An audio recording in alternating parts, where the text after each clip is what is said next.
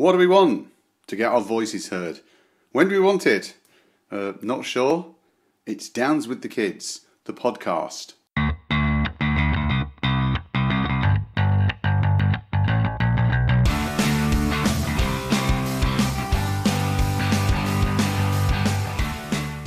This edition of the podcast, we hear from someone who's taking on an MP for making learning disabilitists remarks.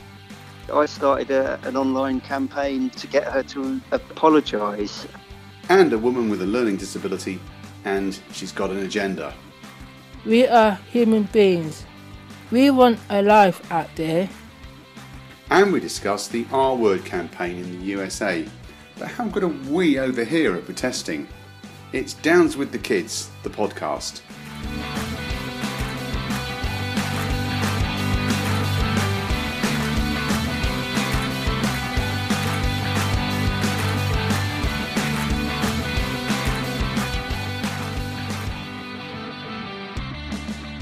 During the Harvey Weinstein sexual abuse scandal, comedian James Corden cracked jokes at a reception that backfired spectacularly.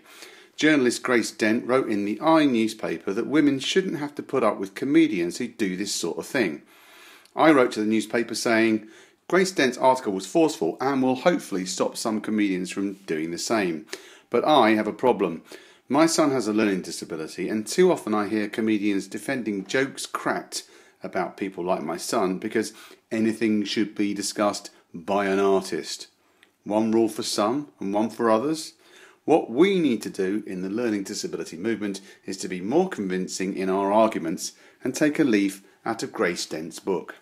This podcast is about how good we are in the learning disability movement when it comes to waving placards, protesting and being activists.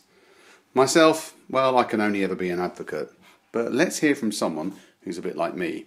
Paul Richards runs a Stay Up Late campaign for people who want to go out for a night but don't want to return to residential care at 9 p.m. with their carers. And he organises gig buddies so that people with learning disabilities can go out and rock the night away. But is he like me? Is he just an advocate? I don't have a learning disability, so I feel I don't feel qualified to campaign on behalf of people in that sense. I really do think it should be the voices of people with learning disabilities who are the ones standing up and being vocal. And it's really easy, isn't it, to say what we think they think. I think Paul's being a bit hard on himself there. He's a massive advocate for learning disabilities. Not only does he run Stay Up Late and Gig Buddies, but he used to be in the thrash metal band Heavy Load, where 3 of the members had learning disabilities. The drummer had Down syndrome, so Paul's an honorary member of the Downs with the Kids Society. So we're reticent about speaking out on behalf of people with learning disabilities, but Paul has had a recent success.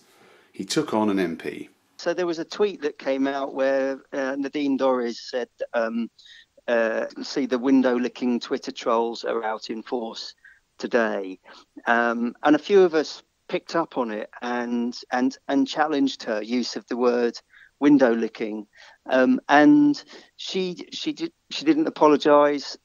She just in the end sort of said, well, it's I was referring to Twitter trolls, and I've never heard that word used in that context before, and so I started an online campaign to get her to apologise.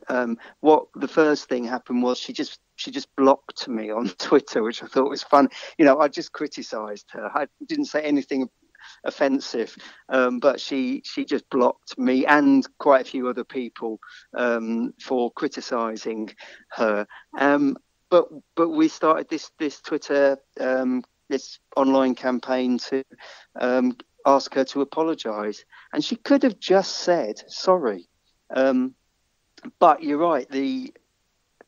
In all of the Harvey Weinstein stuff and all of the scandals coming out of Westminster, this story was just lost in everything. And if she had said it about Jewish people or gay people or black people, it would have been front page news, and she would have been probably looking at the sack. But because it was about people with learning disabilities, it just went by under the radar, as though people don't really care too much. In the end, she did apologise, but she didn't apologise to her 30-odd thousand Twitter people where she made the original tweet, and it was a watered down apology, which ironically said in it, I was referring to the idiots that sit at their computers all day long, not realising the history of the word idiot clearly when she said that. More from Paul in a moment, but what about the point that we both make, that it really should be people with learning disabilities who are the ones complaining?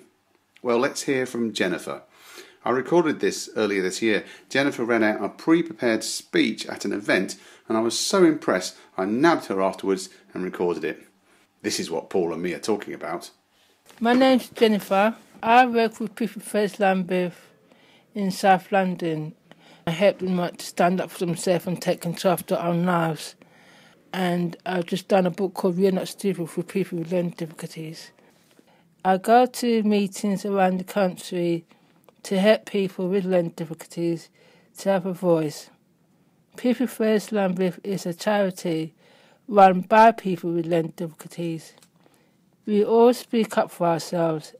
I'm going to talk about what it's like in society for people with learning difficulties. We can get bullied in the street and called nasty names. Sometimes we get shouted at and called handicapped, and that is hurtful to us.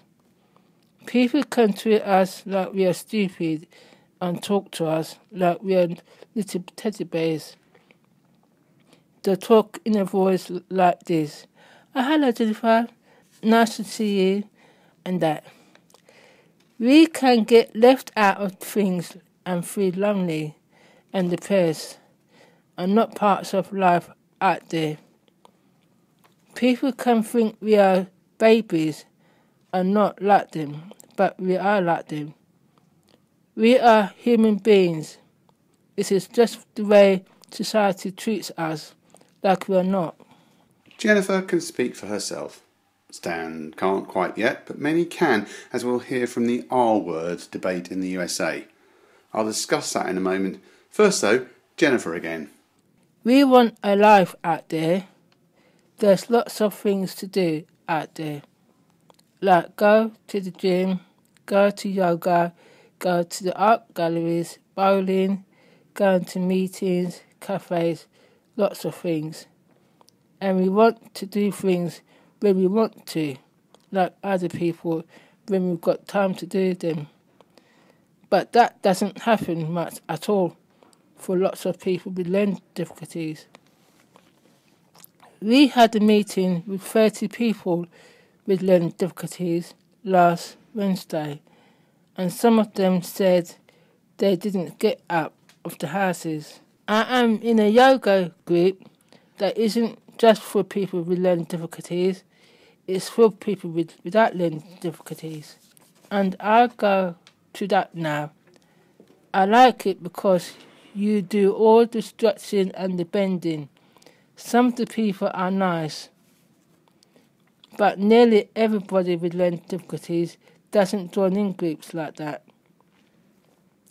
We are all kept to one side, all swept underneath the carpet and pushed away like we're rubbish.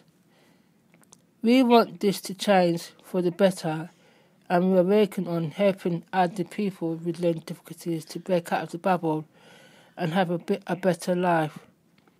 Which makes the next bit really interesting. We'll hear more from Paul Richards, Stay Up Late and Gig Buddies man, in a moment. But first to the USA. They're trying to ban the R word, the word retard. Another person in trouble over sex scandals recently is comedian Louis C.K. But he wasn't taken to task large scale for what he said on a radio show. The R-word folks maintain that people with learning disabilities are genuinely offended by the use of retard, either used in anger or just in ignorance. But here's what Louis C.K. and another comedian think. I doubt that he was offended by the word. I think somebody may have told him that this was going on, that he would be a part of it, and to stop chasing the pinwheel and look like this is important to you. He doesn't understand what he's saying. But to counter that, let's hear from Michael, who's part of a New York direct support group. In the elementary schools and junior highs, we were in homeroom all the time. But when I got to the high school level, we were mainstreamed in the regular classes. And that's when some people started calling me retarded. Retarded. Don't know how to do anything. And that really hurt me a whole lot. Louis C.K. makes a case for saying that the word has been hijacked by the families and carers of people with learning disabilities. He says that people don't mean to offend those with learning disabilities when they use the word retard. However, the suggestion is that people with learning disabilities couldn't possibly understand the nuances and aims of the campaign to tackle the use of the R word. Let's sum up what Louis C.K. is really saying. They couldn't possibly understand. And I find that deeply offensive. It's an assumption and a mistake.